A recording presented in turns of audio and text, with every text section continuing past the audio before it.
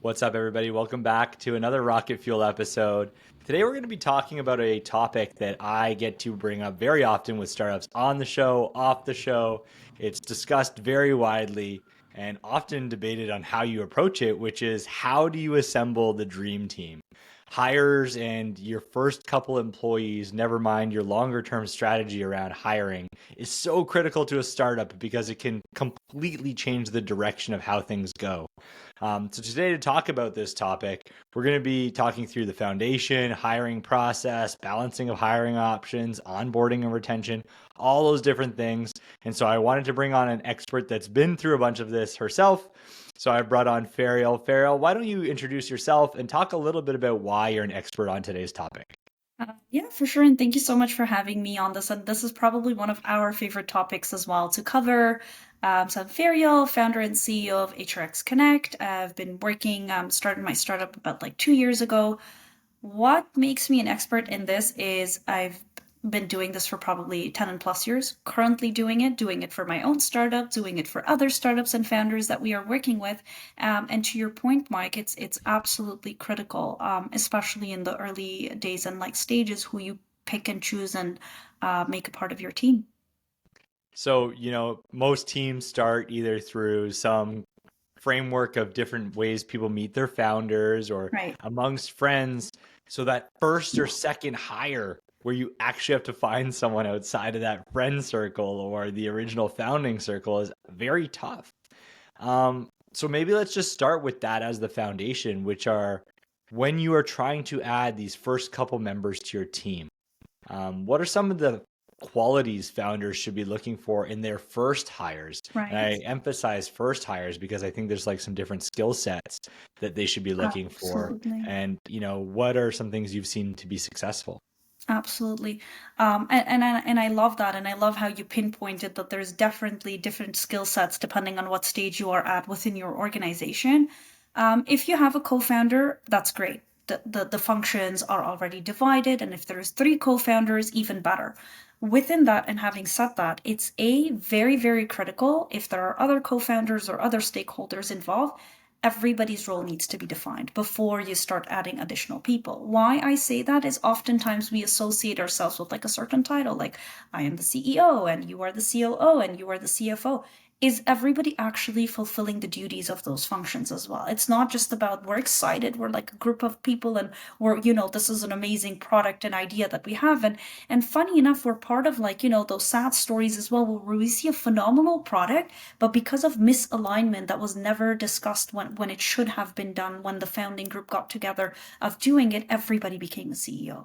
Everybody became a CFO and everybody became a COO. It's the going back to like when you have too many chefs in the kitchen, you don't really get like a complete meal at like the end of the day. Having clarity within yourself, other stakeholders, if there are any that are involved, has to be absolutely clear. This also will not bring friction within, like, once you start adding additional team members where certain authorities may be questioned. You can have, like, especially in the early days, a lot of get togethers happen, whether it's hybrid or like in a remote setting. You cannot have those arguments in the presence of another founding team member. Of course, you are a startup, nobody is expecting it to have like structure, but that doesn't really set the right tone for them. And that ties back into like going back to like culture. If you don't have a co-founder and you are looking for someone, soft skills, absolutely critical because you're almost looking for a mini you. And a mini you will have a function of being a CEO, a CFO, a COO, a CTO, a lot of other functions that you need to have combined because soft skills is not necessarily adaptability. Grit, being able to empathize within like different scenarios, different situations. Do they understand there will be dedicated hours involved and the salary may not be as high? Have you put them on like an equity plan? What does that look like? Has that been transparently communicated, or is it more like wishy-washy, beating around the bush, and then you have like another turnover rate and you're back at like square one? And so those are definitely things to like look out for. So would you say, in the earliest of hires, Right. do you think it's better for organizations to be, employee 6 or 7? Am I looking for specialists or generalists as an organization, or does it depend? I think great question. It really depends who you are bringing and are they an extension to someone else. So will they be working closely with the COO? Perhaps a generalist will be a little bit better because then they can do anything and everything. And it's just more of like, okay, this is executed and this is what I'm expecting. But if they are kind of planning and hopefully there's like a career plan for them as well, are they going to grow into more of like a leadership or a managerial role for what you've brought them on board for? Probably more of a specialist, because the expectation is like you kind of understand what it is that I'm expecting you to like build or deliver, rather than an extension to like a senior person as well. Like, okay, this is a generalist, I can kind of like teach them how to execute on this, I just need to ensure that they know holistically what they're doing. Got it. And so I imagine that most startups, obviously, they are passionate about what they're doing. But when they start trying to go out and attract top talent, I think Right. about a few things. Maybe there's equity. Comp might not be the same, but what are some ways that startups can be effective at attracting top talent, especially relative to other places people could go work when you're such an early stage startup? Right. Two things, and that again goes back into having clarity. Clarity with your vision, so your product. Again, not it doesn't have to be anything too complicated. You don't need to go uh, ballistic about it. It just has to be broken down so that you clearly can communicate this is the vision. This is what we're building. This is the vision. This is what we're leading to. Second thing goes back to clarity as well. And that clarity is, are your expectations realistic of this role? Mm. Don't put up a job posting, for example, for a junior, logistics coordinator, but you actually expect them to be like a senior data analyst. You're just setting them up for failure, and Yeah. that's unfair to them as well. Make sure that the job description that you've come up with, it's not ideally this is what I want them to do. Does this fall aligned with the title and the role that you're looking for? What does the market look like out there as well? To your point, if there's a lot of structured organizations with a better compensation, more better benefits overall, and probably a different work culture where it's not like I'm the fifth or the fourth member, and it's kind of like lonely and I'm on my own trying to figure things out. Those are the things that you need to like. I think clarity is something that we really, really emphasize upon with a lot of founders.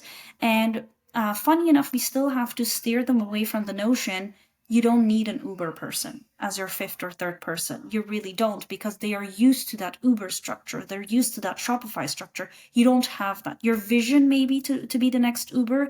Your vision may be to be the next Shopify. You're not at that level yet. And this goes back to like, the ones that have fundraised as well, even as early as like a pre-seed. There's pretty decent rounds that have been raised, but you're still at your fourth or fifth or sixth number. You're still at like, your trial and error. And so Yeah. those probably wouldn't be a fit.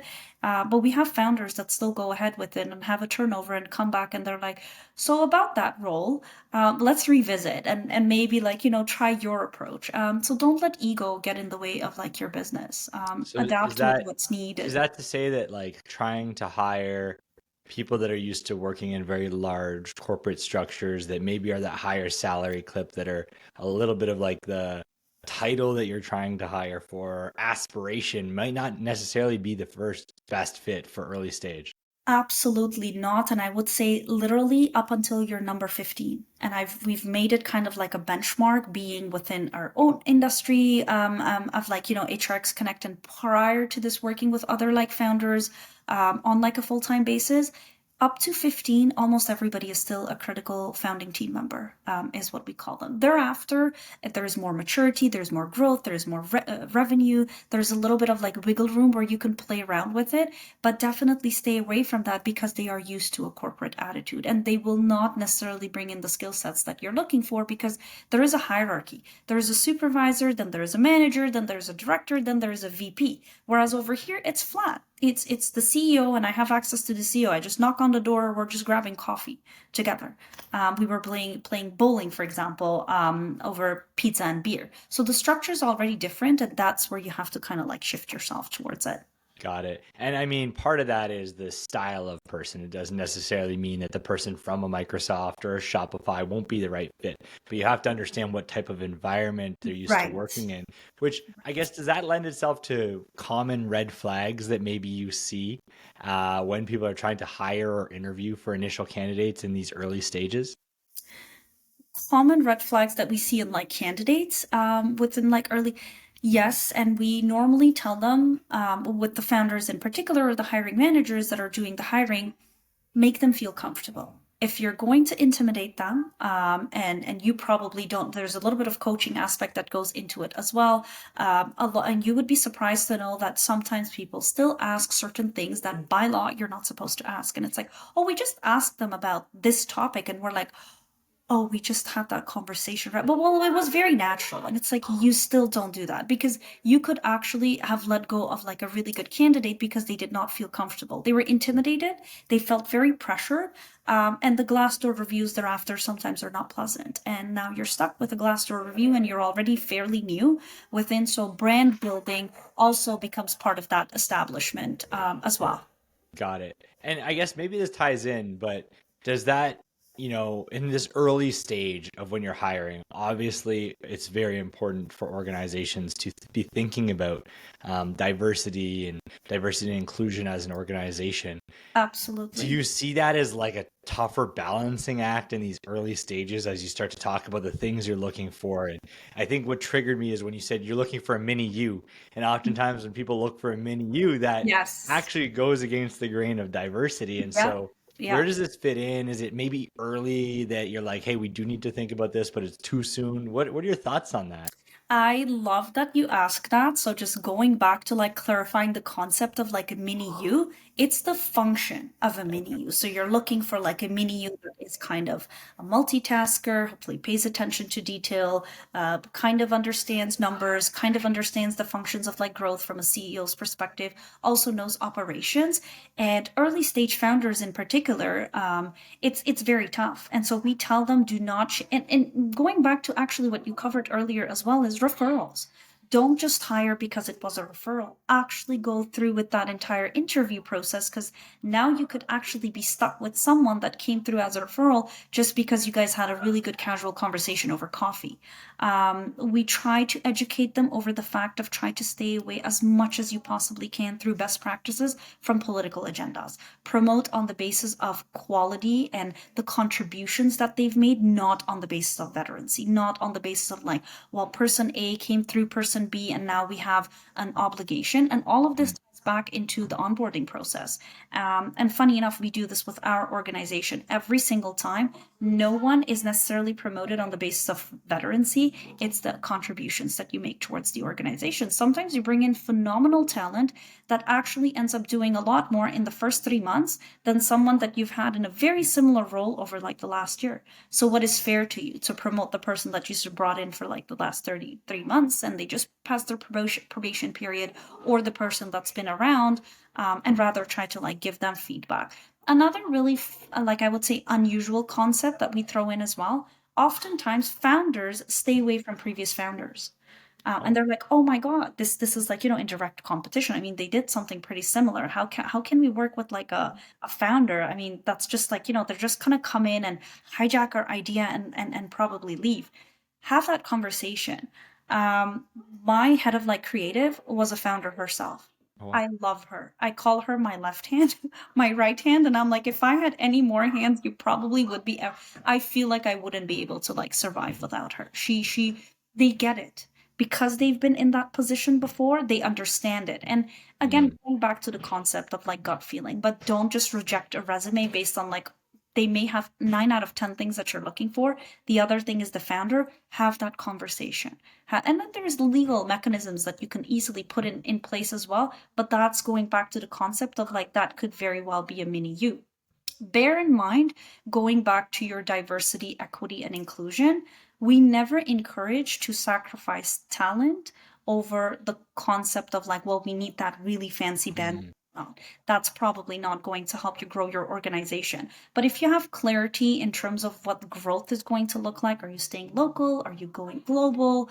Are you staying remote? Diversity, equity, and inclusion could make a huge attribution, because if I search you guys up and everybody is kind of similar and I'm the only odd one out, I probably will not apply. And even if I do, I may not show up for like the second round of interview. And that's probably the niche talent that you're looking for. So there's a lot of things as a founder that, of course, it puts a lot of pressure, but definitely things to think about. It's not as simple as a job posting, hiring, and like we're done. Well, maybe let's talk about that, which is, can you walk us through a step by step on what are the fundamentals that people should be getting right for a hiring process? And if there's things that are a bit more specific or different that Right. they should be considering when doing this for startups rather than larger organizations? Right. Again, going back, and my emphasis really, really will be on like clarity. You're looking to bring in individuals that are going to help you streamline. You're looking to bring in individuals that are going to help you optimize current processes that you may have, optimize what you're building. If you are in technology, if you are in services, you're looking at like who has a function of smooth operations. So there is different angles that you're looking at, which is genuinely a combination of hard skills as well as soft skills. Who's the human behind it? Are they adapt? Are they capable? Narrowing down your interview processes, depending on who it is that you're looking for, maybe you don't need 5 rounds. And by the time you're at your 5th round, have you at least clarified who's involved in that interview process? Or are you constantly confusing them by saying, today you'll be meeting with Farial and then tomorrow you'll be meeting with Mike, and then but actually on the interview, Mike shows up instead of Farial, and that was never communicated. So really having clarity, and to your point, clarity, the concept might be just broad, but like, well, I'm clear about my vision. You need to be clear about the role. You need to be clear about your communication. You need to be clear about setting those expectations, because from the get-go, that's kind of the face. That's who they've been interacting with. And so naturally, as a human being, you start developing a perception that, oh my God, this is so exciting. I love what they're doing. And although they're a startup, they're super, super organized. It's not a corporate structure, but I know exactly what's expected. And every time they needed to reschedule, because we empathize, we get it. There's maybe only 3 members within the organization. So you don't have the luxury of like a dedicated recruiter that can like, kind of be the mediator, but you're kind of respecting your organization and earning that respect from an outsider. So to your point, how do I, attract top talent and then retain that top talent as well? And that has nothing to do with them coming with like flashy titles or like flashy organizations on their resume. That human being is that top talent. It could be a recent graduate. There are companies we've worked with where the third or second engineer aside from like the CTO was a recent graduate, for example, from Waterloo. If they were not there, and we joke about it with the CTO, we're like, that person actually gave birth. If this person was not there, the company would not be where it is today. And they absolutely agree. They absolutely agree with that, because getting, for example, a certain percentage in a certain course in Waterloo, especially if it's math, is not a joke. You Yeah. getting a 92 or a 96 or a 98 in math, that's close to you being perfect. So would you sacrifice that talent because maybe you're looking at diversity, equity, and inclusion and everybody's kind of looking the same? Probably not at that stage. But these are conscious thoughts that as the leader, which is you, the founder, you really need to have it at least planned out in the future, and you need to convey and communicate this to other hiring managers as well, so everybody puts in a conscious effort. On that topic, where is the fine balance in which founders and initial founders should versus should not be needing to interview every new candidate? Is there like a magical Um, time frame in an organization where you need to start to hand over the keys? Because I imagine, you've talked about it, it's your baby, you need to have the right cultural impression, you need to be hiring the right people. I imagine the natural tendency is up until 100 employees, the founder meets and passes judgment on every single right. person. I know that's not going to be the productive approach forever. So, where is that tipping point?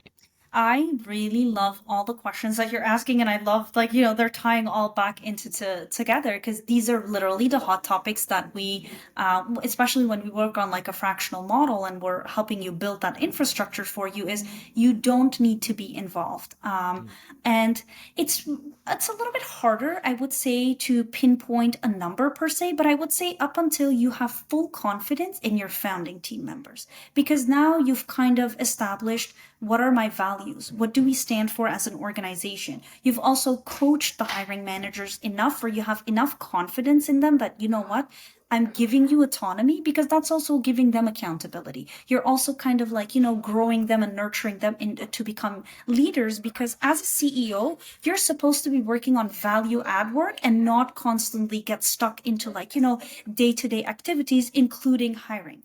And hiring takes up a lot of like time. It's having enough confidence in the people that are now hopefully trained enough that could be the final decision makers, at least for their own team members, where those team members are reporting directly to the managers or like the leadership team.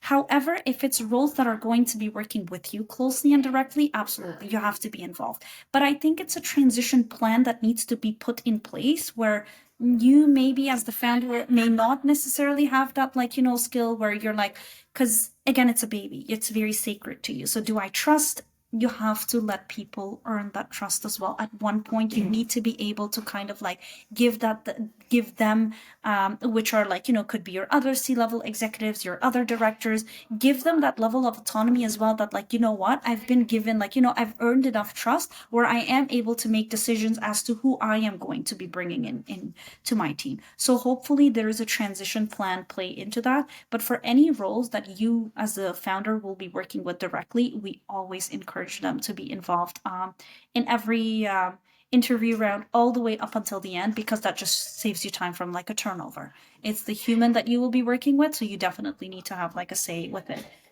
But it's a transition plan. There is no like, this is where I like disconnect. We're at 15, no longer interviews at me. There has to be a proper transition plan put in place where you've kind of had that bandwidth of trial and error with the hiring managers that you trust, that can kind of help you with that transition. Understood. Now, what about the difference between employee versus contractor, right? We've talked about hiring generally, but in many organizations, I need someone 10 hours a week or 15 hours a week. I'll hire a contractor, or I don't know what it means to go through all the additional legal parameters and submissions of tax or, other CPP and EI and all these other things of an employee. So it just seems easier to just hire a contractor.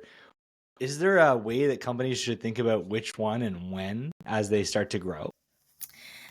I think going back to your point that you brought up, which is valid, I only need this person or this individual for X number of hours or for this time frame of the project or the Yep. feature that they are going to be working on. You need to have clarity.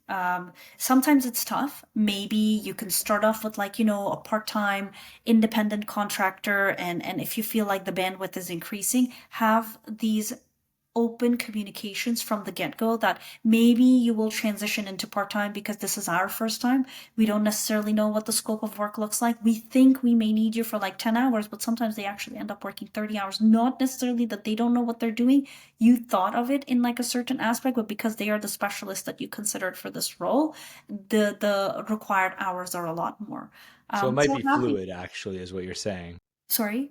It may be a fluid, like maybe it's Yes. defined you need someone full It's time. And it's I yeah, imagine flexibility, right? You're like, I don't know what yeah, cash flow's like, yeah, so to commit to an entire employee. But I think what you're exactly. saying is maybe you could bring them in as a contractor and drive towards full time as part of the But journey and extension. right, right. But having said that, just not for you to look back and throw that at the contractor. Not all contractors are comfortable. They only just want to restrict themselves, and because that's their attitude, that's their working style. So this goes back Good again to to know. you. Who am I picking and choosing for this role? Have I already had this communication with them from the get-go that would you be open to becoming a part-time or employee with us, or like a full-time employee with us? And so if they already said no from the get-go, that's probably not where you want to spend your time. So do you have any like framework or thoughts on when someone, and maybe what are the advantages or disadvantages of, you know, contractor, employee, or possibly outsourced, right? Whether that's a fractional role or something on like Fiverr or Right. something of that effect. When do you decide which to use when? And is there like a framework or a pitfalls to watch out for as you go down that Yeah. journey? Yeah, absolutely. There is. I would say tap into your own network. That's the first thing that you should be doing, is looking for referrals because the trust is already established. It will save you a lot of time, and time is money. Fiverr, probably not unless you're really, really familiar with that platform, or you're like, yourself, again, referring back to like tech products, you're a high level CTO and you know exactly that nobody can beat around the bush. And this is the project that you've submitted, and these are exactly the deliverables that you get. That may work out for you as well because it's a certain feature. Not that you can't do it as a CTO, you're just really busy working on different developments within the organization. I think it highly depends on what stage you are at, but I wouldn't recommend one over the other. Okay. It really depends on what exactly is it that you're looking for as like an outcome. What stage are you at?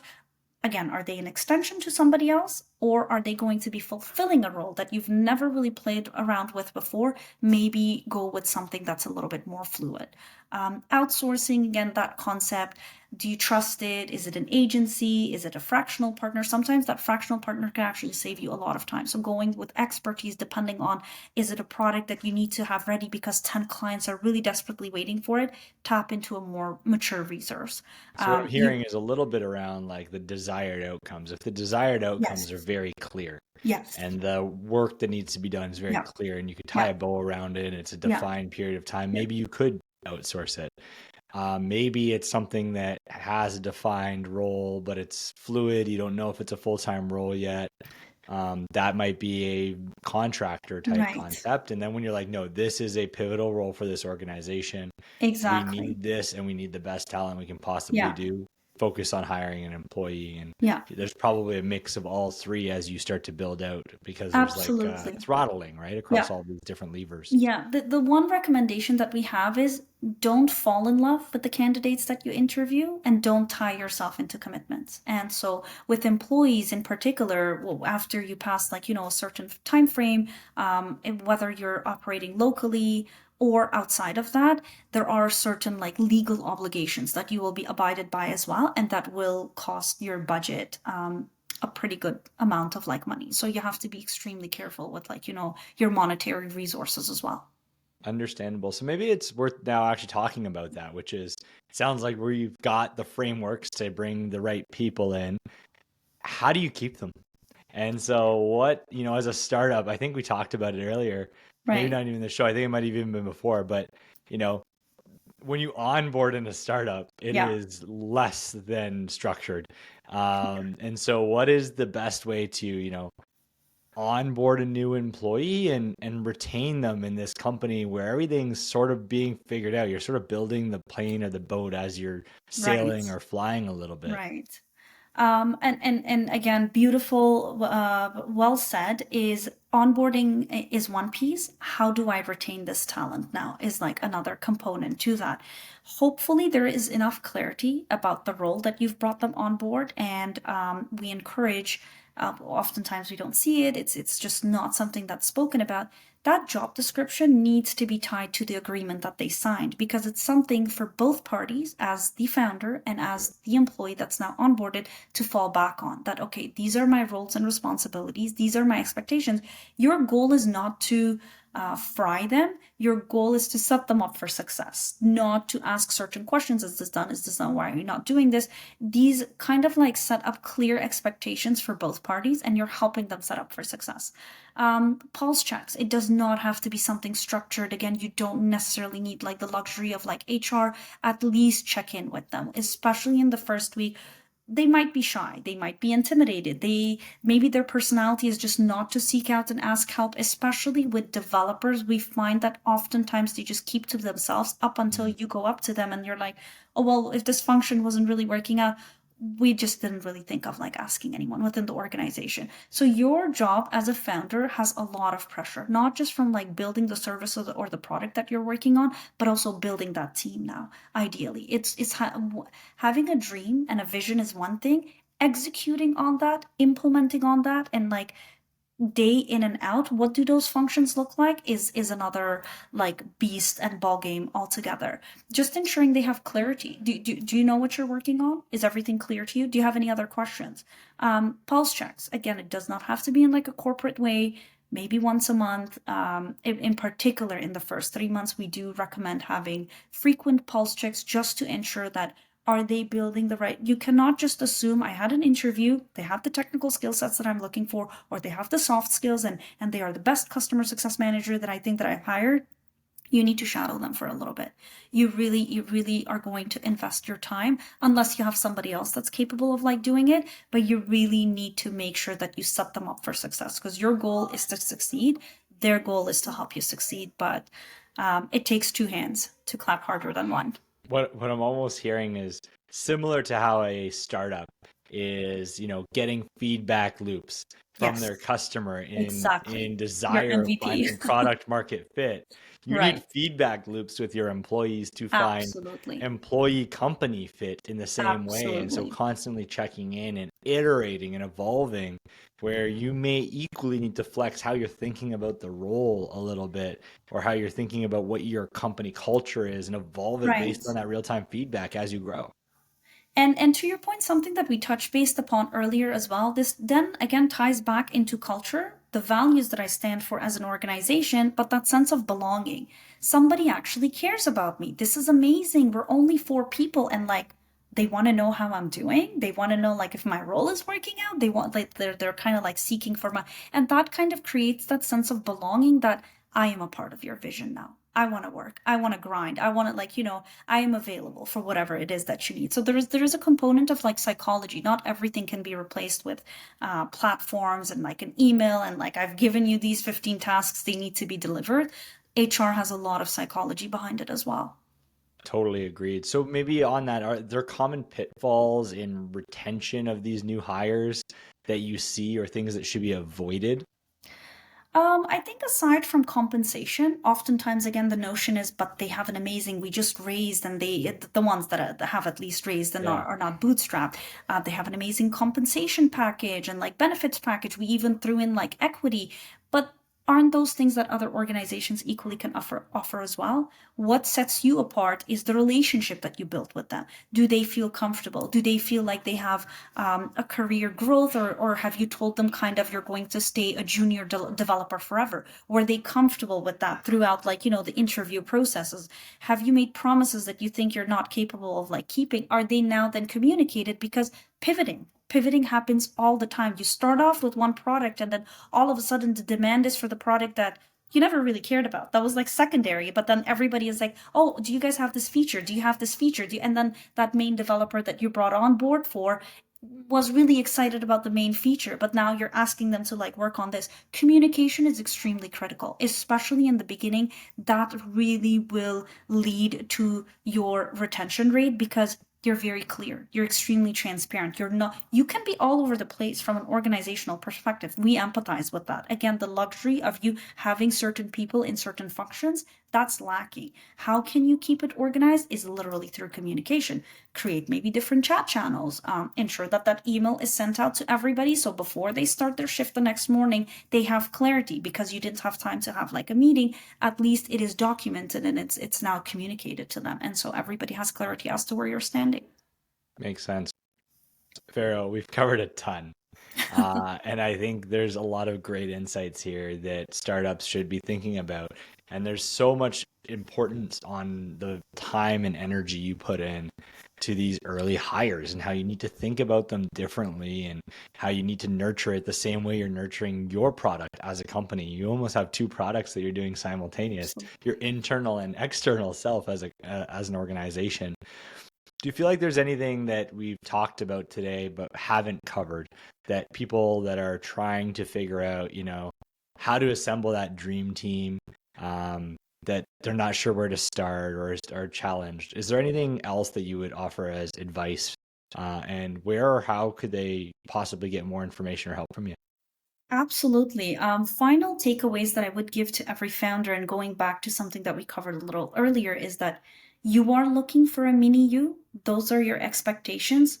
Please do not expect them to become a founder, though. That's the difference. From a skill set perspective, you're looking for adaptability, grit, critical thinkers, people that can add value, people that are willing to, shift with how the organization is shifting, but don't expect them to become a founder. Don't put those responsibilities and obligations on them as well, because you could lose out on a really good candidate because you had set the wrong expectations without communicating it to them. Because oftentimes as founders, we're in our head, and then suddenly you're in your head, but then you come out of your head with the same thought process, and that individual is like, whoa, where did this come from? What's happening over here? So having that level of clarity, so doing things for yourself as well as a founder. Mental health is super critical. It's not just like you, to your point, I'll just add your taking care of 3 products. You yourself as a founder as well, have pulse checks for yourself, meditate, do things that help for you as well. Have an outlet of a friend, a person, maybe you love journaling.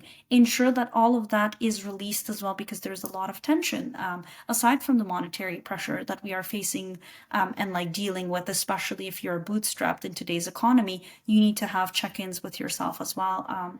That's super critical. But just not having the wrong expectations. Think about that job description that you put out there, the person that you brought in.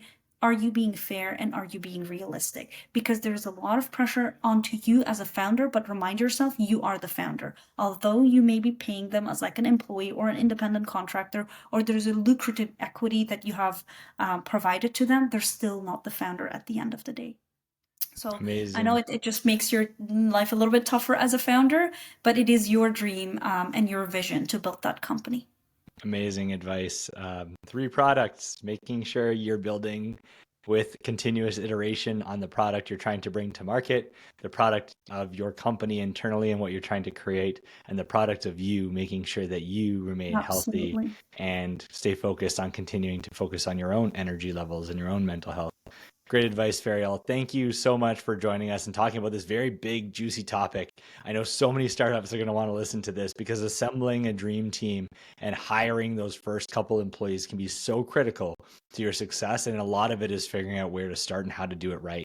And a lot of people have ups and down stories with this. Hopefully, through today's episode, they can take forward a couple of nuggets that they can go implement immediately in building out their dream teams.